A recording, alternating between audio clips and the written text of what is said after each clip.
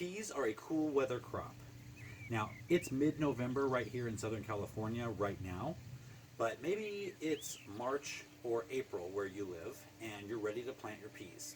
It doesn't matter what time of year or what the climate, the process of planting is the same. And I'm going to walk you right through it coming up.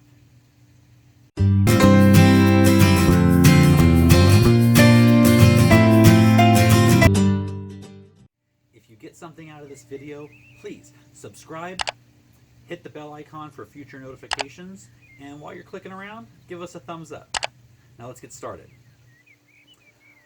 I think peas have to be in my top 5 of things to grow. Right up there for sure with tomatoes in terms of store-bought taste versus homegrown taste. And I would venture to say if you haven't grown your own peas before, you've probably never had a freshly shelled pea. I know I hadn't. And if you've had and don't like canned peas or frozen peas, they may as well be a completely different vegetable. You're going to be in for a really nice surprise. Peas are a cool season vegetable. For most of the country, that means you're going to be planting in early to mid-spring, depending on how cold your winters are and how long they last. Here in Southern California, our cool season crops are planted in the fall and grown all winter.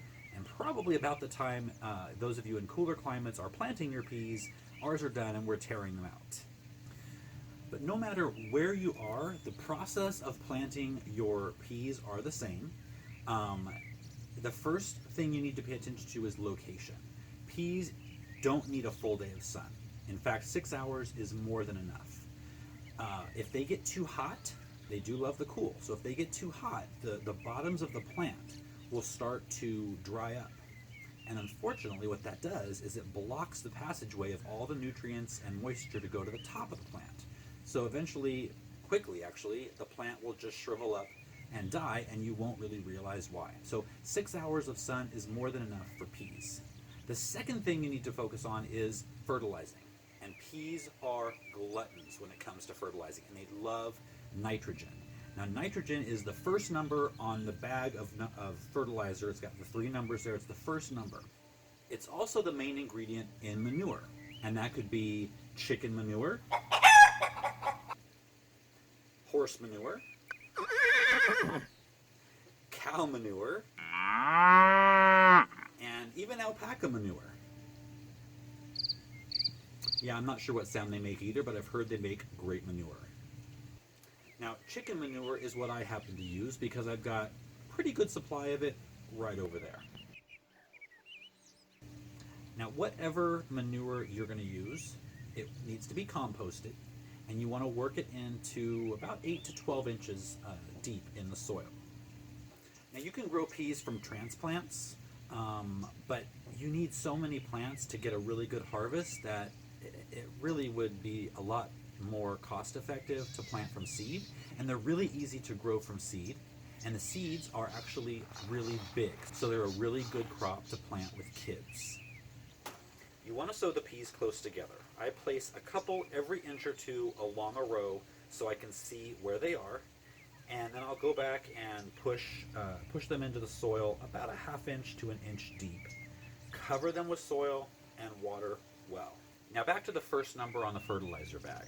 That's the nitrogen. And the manure will get the peas off to a really good start. And they might even provide a small amount during the growing season. But like I said, peas are really greedy, so you want to keep the fertilizer going. So every couple weeks, add a good organic nitrogen fertilizer to the peas, and that's going to give you a much bigger harvest. One more thing, peas are vining plants, so they're going to need something to climb on. Now, if you plant them in groupings, you can plant or have them grow up bamboo teepees. If you plant them in a row, you're going to want to provide a trellis that's about 4 to 5 feet tall, depending on the variety of pea you have, to have them have something to grow on. So that's it. Keep them well watered when it's not raining. Continue to fertilize them throughout the season, and in a matter of a couple of months, you're going to have really green, lush plants with tons of beautiful pea flowers and really great, crisp, sweet peas that you can eat right in the garden or take in the house and cook. Thanks a lot, guys, for watching. I hope you learned something. If you did, give us a thumbs up, consider subscribing, and we'll see you guys on the next video.